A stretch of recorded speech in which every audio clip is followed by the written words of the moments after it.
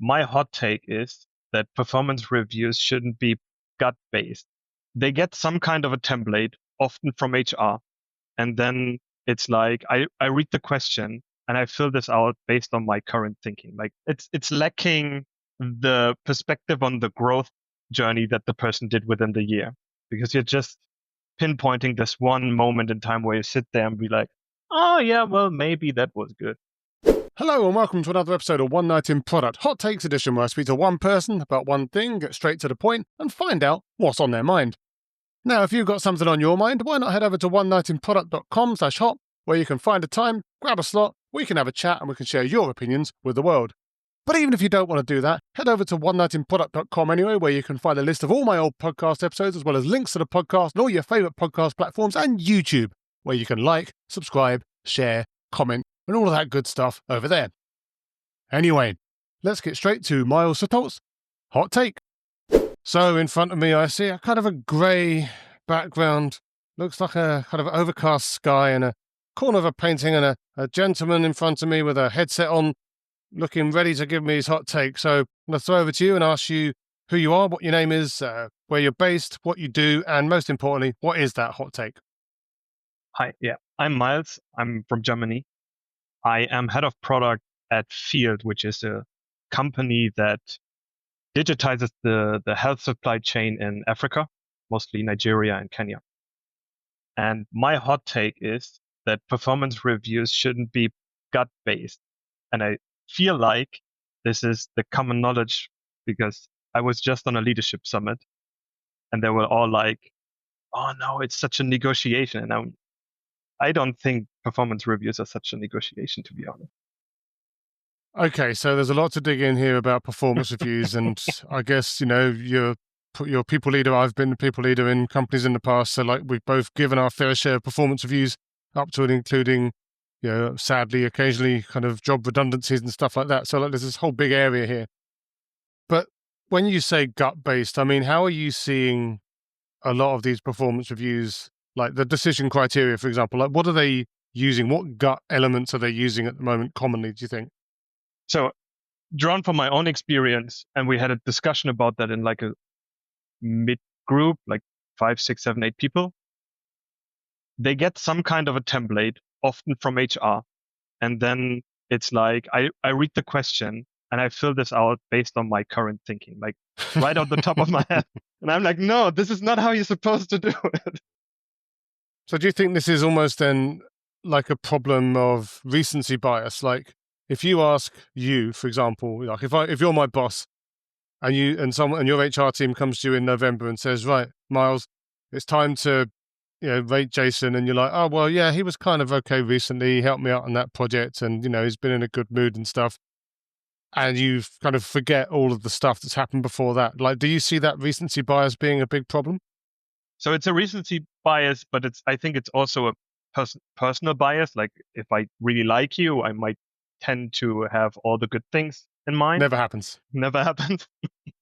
But it's also it's lacking the perspective on the growth journey that the person did within the year, because you're just pinpointing this one moment in time where you sit there and be like, oh yeah, well maybe that was good. But do you then think that the problem there isn't so much about the gut, although obviously that is a part of it, and like maybe the cognitive biases and the personal relationships you have with people even, but also just the fact that you're being asked on an annual basis to rate someone for an entire year? Like, do you think that inevitably leads people to kind of, maybe think again, the recency bias thing, but just in general, kind of just encapsulate their thinking in a fairly short moment of time? It does. Sure. Yes. However, like I think it depends a little bit on how narrow you, as a person who does the performance review, really see this time frame, right? So I have my performance reviews in December. So I'm now, like in November, starting to look at what they're doing and like how does this compare to last year. But if you're really just taking this one day of performance review and just doing it, then that becomes a real problem as well. Another thing I've seen in a bunch of companies, and I hear about it all the time as well, is that there's not necessarily even a kind of like a framework. There's not even like any kind of guidance as to, for example, what a product manager should be doing versus what a senior product manager should be doing. There's no actual guidance, not just for the employee themselves, but also for the person that's judging them. So, do you feel that, yeah, based on your experience, for example, I mean, I don't know again what the situation is where you are. I'm sure you've made one since you're talking about this, but do you feel that, or have you seen that lacking yourself in the past? Like this idea that you kind of have to kind of make it up because there's no actual kind of, what's the word, like kind of a standard that you should even be looking for. Yeah. So in my past, I've never seen a framework that I was applied to. So I built it myself, right? So I do based on Ravi Mehta's product competency framework. I, I I built something out of that, and then and I always thought Germans would be quite literal, and you need to be really specific. I found that Africans are even more specific. Like you need to be really really specific about the expectation. Um, so I even have another more nuanced description to that to that description of that framework, which is but yeah. So if you and I think a lot of leaders don't spend enough time on figuring out what they really expect from people, and if you don't know what you expect of people, it's really hard to also rate them, right? It is, but people are still asked to do it, Yeah. right? So like, then what? I mean, it goes back to that gut thing, I guess. Like, have you seen any, or have you even been maybe rated by others in the past when you've been rated, where you kind of feel that they're almost either making it up as they go along, or almost applying standards to you that they never told you that you should be, that you should be trying to aspire to? Like, have you ever been in that situation before? Not the latter one. Like all my past experience was basically that people made it up on the spot, but often to make it a little bit more favored towards me. And this is also what I got from this leadership meetup that I've been to, that they just get to want to be done with it and don't want to have that many of discussions. So they kind of be like, all right, I'm good to you, so we don't have the discussion, and I don't really have to go in detail why I give you this grade here, and we are done with it. It's interesting though, because I was talking to someone recently who is a people leader and was saying that he's got to have a discussion with someone in his team about how they've not met their standards, and he doesn't want to have that discussion because he's a nice guy and he doesn't want to be mean to the person. And then it starts to make me think of the kind of radical candor thing, the Kim Scott radical candor, this idea that you've got to actually kind of come up and be honest with people. You can't sit there and be nice and say that they're meeting things if they're not, simply because you don't want to hurt their feelings or because you think it'll make your life easier. That seems then to potentially collide with this thing that you just said about, like, people to some extent maybe see these as kind of just administrative things that they just have to get done. So do you feel that there's this maybe kind of a desire for an easy life that maybe prevents people from giving good feedback in the first place? Yes, absolutely. And I'm the same. I tend to be nicer than I should be. But this is why I made it so explicit, made everything so explicit, because I feel like if I have a framework that I have to hold myself accountable towards, it's easier for me um to apply it to others as well. All right. So you talked about wanting to use data versus gut. So, like, let's assume that we move beyond the gut and start to maybe track some data points, or maybe, I don't know, maybe even readjust how we even manage our performance processes so that we can maybe get more just in time data, or track this stuff over time, get more touch points.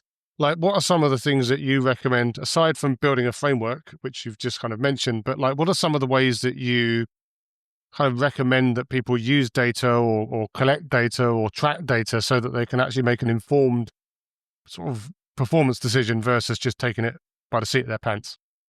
Yeah. So for product, what I do is I so for a lot of these criteria that I have listed out based on Ravi Mehta's product competency framework, a lot of these things can be tracked through like the user stories or tickets, however you want to call them, right? You can just look at them and be like, all right, that looks good.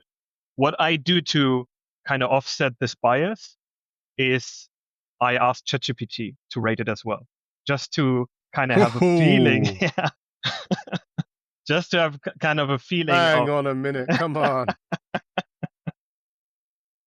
So I go through it and I'd be like, all right, that is expectations met on basis on my framework, and then I'd be like, what do you think, ChatGPT? All right. So I have questions about the Sure. use of LLMs for this sort of thing. And, I understand, right? Because I guess you could look at it and look at that and say, okay, yeah, sure. Like you're looking at this stuff anyway. You're applying your own judgment. You're using whatever data you can find. You've got these frameworks or this framework that you've pulled together based on Ravi Mehta stuff. And you're then using ChatGPT as almost like a second opinion or a devil's advocate or whatever it comes up as. Good stuff. The danger with that type of thinking, though, is that you probably get some people out there, as you hear apparently happening with hiring decisions these days, that basically they just offload all of their decision making and all of their judgment to an LLM, which knows nothing about the context or the person or anything, or even if what you're telling it is true. So if we kind of stick to that LLM thing for a second, like, how can you make sure that you don't, or that doesn't go wrong? Yes. So the good thing about LLM is that I Very can easy to say, just trips off the tongue. is that I can just put in like, I don't know, like 50 tickets in it and be like, all right, give me feedback on it. What I don't do is grade this. I'm more, so I've already looked at this. I've already did my performance review on it. What I'm asking ChatGPT to do is based on this framework, given all of these documents that you have, provide me feedback on what you would improve or what could have been done better.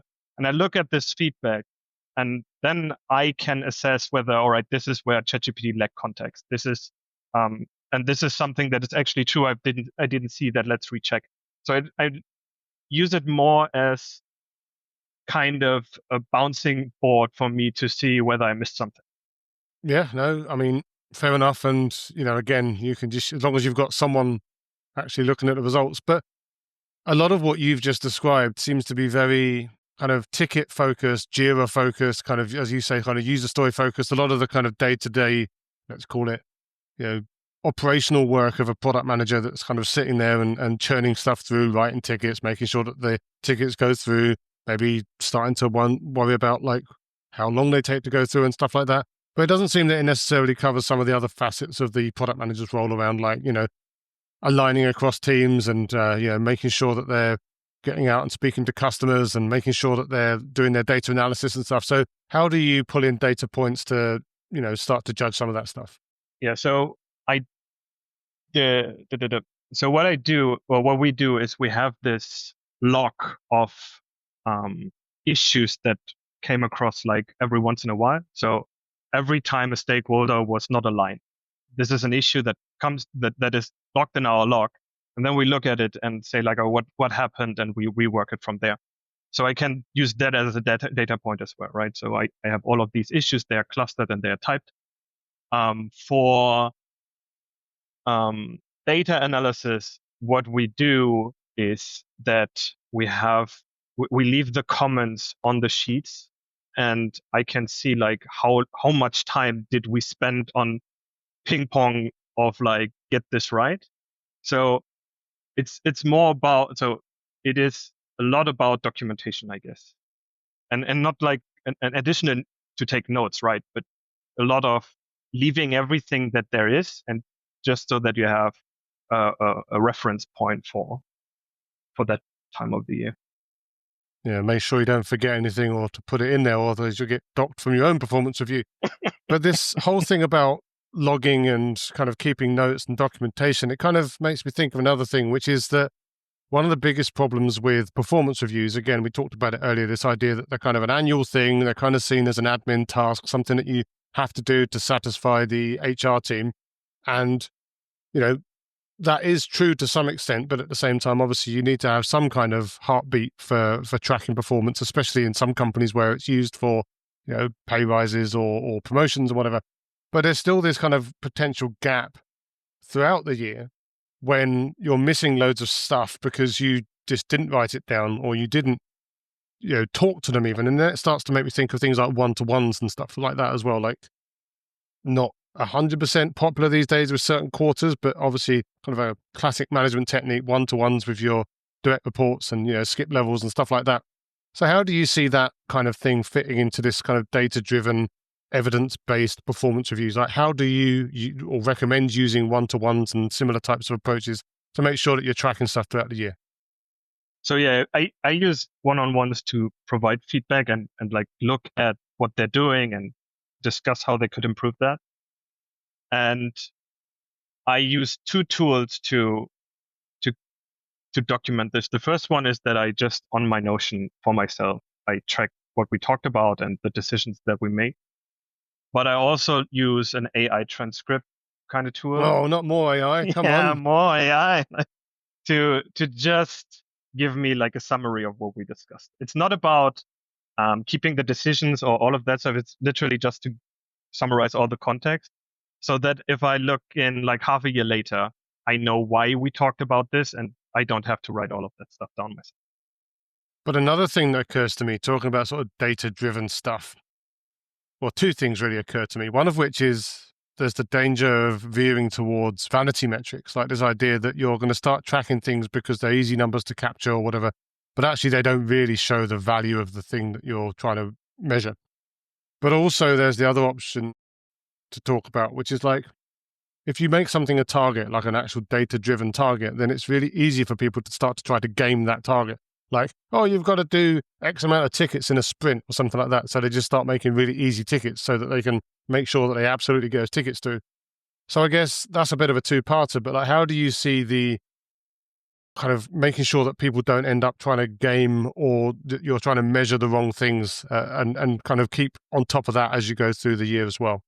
Yeah. So for the individual criteria that I have on my expectations, I don't have numbers. It's more like you consistently use data in your decision-making process.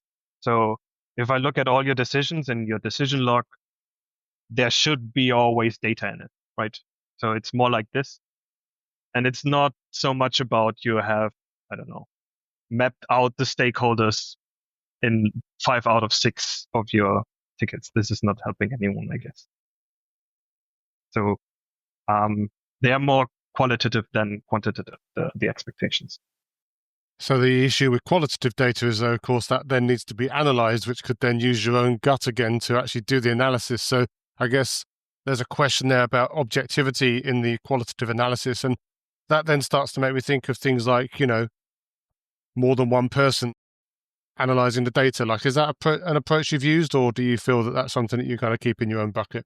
So I haven't used that. What we do is that I ask them, like they receive their expectations beforehand for the performance review, right?